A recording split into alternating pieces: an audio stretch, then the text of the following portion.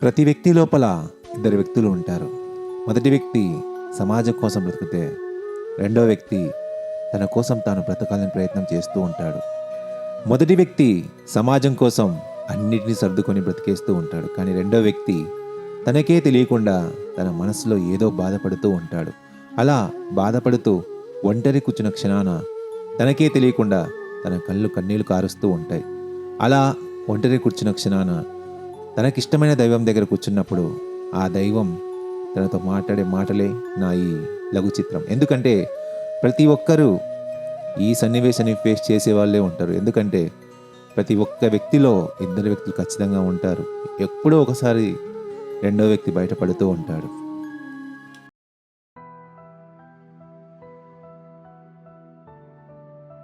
వీనికి మళ్ళీ ఏం బాధ వచ్చిందో తల మీద చేయబెట్టుకుని నా ముందు కూర్చో ఉన్నాడు. ఒరే మాలోకం, ఏమైంది అట్లా కూర్చో ఉండావు?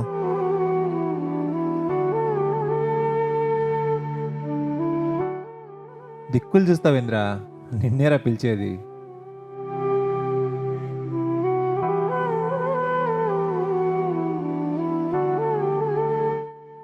మీరు నాతో మాట్లాడుతున్నారా? నేనుగాక వైకుంఠం నుంచి వెంకటేశ్వర మాట్లాడుతున్నాడా? నేనేరా నీతో మాట్లాడుతానేది. ఏందిరా నీ బాధ? ఏం లేదు స్వామి, అందరూ బిజీ అయిపోయినారు. అవునా? మరి నువ్వు కాలేదే, నీకు పని లేదా? అదేంటి స్వామి అలా అన్నావు? జోక్ చేశానులేయ్యా, మరీ సెన్సిటివ్గా ఉన్నావే. అదేం లేదు స్వామి, అర్థం చేసుకోవాల్సిన నువ్వే అలా అనేసరికి ఎందుకో ఒకలా అయిపోయింది. నిన్ను అర్థం చేసుకున్నాను కాబట్టే ఇలా నేను నీతో మాట్లాడుతున్నాను. నాకు తెలుసు స్వామి, నువ్వు బోలా శంకరుడు అని మనసులో అనుకుంటేనే వచ్చేస్తావు. సరే కానీ ఎందుకు ఏదో బాధపడుతున్నట్టున్నావు? నీకు తెలీదా స్వామి? ఏమో, నాకేం తెలుసు నీకేం బాధ ఉందో. జగన్నాటక సూత్రధారి సర్వం తెలిసిన నీకు ఈ ఒంటరి ప్రాణ బాధ తెలియకపోవడం ఆశ్చర్యంగా ఉంది స్వామి. అలా కాదయ్యా, నీకెన్నో బాధలున్నాయని తెలుసు. అందులో ఏ బాధో నాకెలా తెలుస్తుంది? అవును స్వామి, అది కూడా నిజమే. మరి చెప్పవే. ఏంటో అర్థం కావట్లేదు స్వామి ఈ జీవితం. ఏం చెయ్యాలో, ఏం చేయకూడదో, ఎటెళ్ళాలో, ఎవరిని నమ్మాలో అర్థం కావట్లేదు స్వామి. ఇందులో అర్థం కాకపోవడానికి ఏముంది? నీ పని నువ్వు చేసుకో, నీలాగే నువ్వు ఉండు. నా పని నేను చేసుకుంటూ పోతున్నాను, కానీ నాలాగా నేను ఉండలేకపోతున్నాను. అదేంటయ్యా? అవును స్వామి, ఈ సొసైటీకి నేను సెట్టు కానేమో అనిపిస్తుంది. సొసైటీ అని పెద్ద పెద్ద మాటలు మాట్లాడుతున్నావు. కొంపదీసి సమాజాన్ని ఉద్ధరించడానికి బయలుదేరావా ఏంది? నన్ను నేను అర్థం చేసుకోవడానికే జీవితం సరిపోవడం లేదు, ఇక సొసైటీని ఏం ముద్రిస్తాను స్వామి. నువ్వు నువ్వులా ఉండలేకపోతున్నావంటే సమస్య నీదా లేదా సమాజానిదా? ఖచ్చితంగా నాదే అనుకుంటున్నా స్వామి. మరి అలాంటప్పుడు సొల్యూషన్ కూడా నువ్వే. అంటే ఏంటి స్వామి? రోజు ఉదయం లేచిన దగ్గర నుండి పడుకునే వరకు ఏమేమి చేస్తావో చెప్పు. ఆఫీసు, వర్క్, ఫుడ్, స్లీపు, ఇంతే స్వామి. శని ఆదివారాలు? రూమ్లో నిద్రపోతా, ఇన్స్టాగ్రామ్లో రీల్స్ చూస్తా, చిన్న చిన్న పర్సనల్ వర్క్ ఏమైనా ఉంటే చూసుకుంటా. పోనీ నెలాఖరులో, నెల ప్రారంభంలో? జీతం ఎప్పుడు వస్తుందా అని ఎదురు చూస్తా.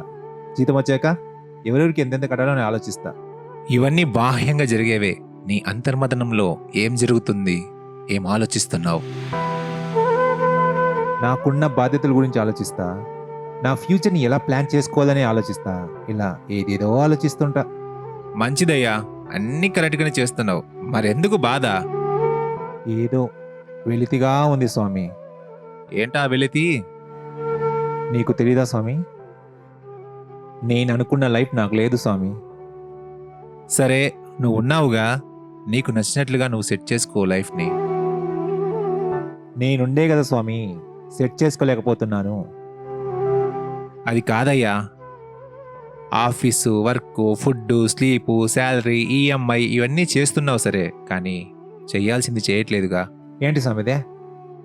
నీ గురించి ఆలోచించడం మానేసావుగా.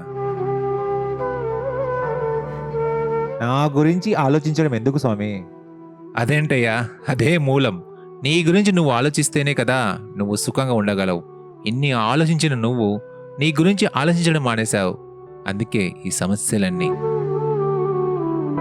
నా గురించి ఆలోచించాలనే ఆలోచనలోనే నాకు భయం వేస్తుంది.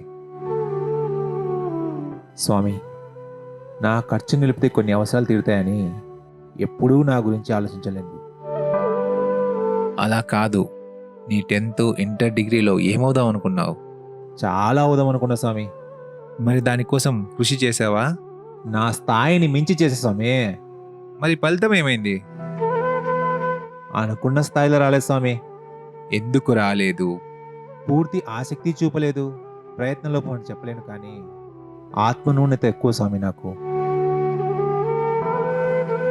ఆశించిన స్థాయిలో నా కలలు నెరవేరలేదు. అంటే నిన్ను నువ్వు ఆపుకున్నావు. అది ఎలా సాధ్యం స్వామి?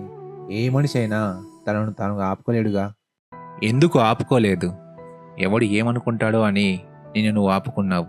నువ్వు పెంచుకున్న బంధాలు తాలూకు ఆలోచనలు కూడా కొన్ని నిన్ను ఆపాయి. భయపడడం తప్పా స్వామి? కుటుంబం గురించి, ఇష్టమైన వాళ్ళ గురించి ఆలోచించడం తప్పా స్వామి? భయపడడం తప్పు కాదు, ఆలోచించడం నేరమూ కాదు. వాటి వల్ల నువ్వు ఆగిపోవడమే తప్పు. పదే పదే ఆలోచించడం నేరం. మీరేం చెప్తున్నారో అర్థం కావడం లేదు స్వామి. నీకొచ్చే ఆలోచనలను, భావాలను నువ్వు కంట్రోల్ చేయాలి, కానీ అవి నిన్ను కంట్రోల్ చేయకూడదు. అంటే నేను ఓడిపోయాను స్వామి.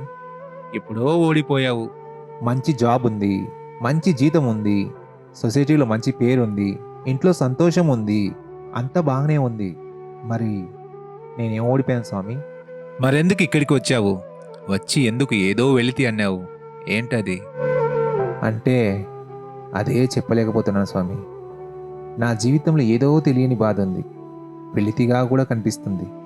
మరి అదే ఓటమి అంటే? అవే ఓడిపోయిన లక్షణాలు. అంతేనా స్వామి? నేను ఒక ఫెయిల్యూర్ పర్సనా? 100% నువ్వు ఓడిపోయావు. లేదు స్వామి, నేను ఓడిపోలేదు. ఓటమిని ఒప్పుకోకపోవడం కూడా ఓటమే. అర్థమయ్యేట్టు చెప్పండి స్వామి. 10 ఏళ్ల క్రితం ఎలా ఉండేవాడివి? ఏం చేసేవాడివో చెప్పు. అంటే అనుకున్నది అనుకున్నట్టు చేసేవాడిని. ఎన్ని బాధలున్నా భయపడేవాడిని కాదు. ఏ ధైర్యంతో అలా చేసేవాడివి? ఎందుకు అంత కాన్ఫిడెన్స్గా ఉండేవాడివి? తెలీదు స్వామి. Thank you for watching. ఈ వీడియో మీకు నచ్చినట్లయితే లైక్ చేయండి, సబ్స్క్రైబ్ చేసుకోండి. మీ విలువైన సలహాలు కామెంట్ రూపంలో తెలియజేయండి.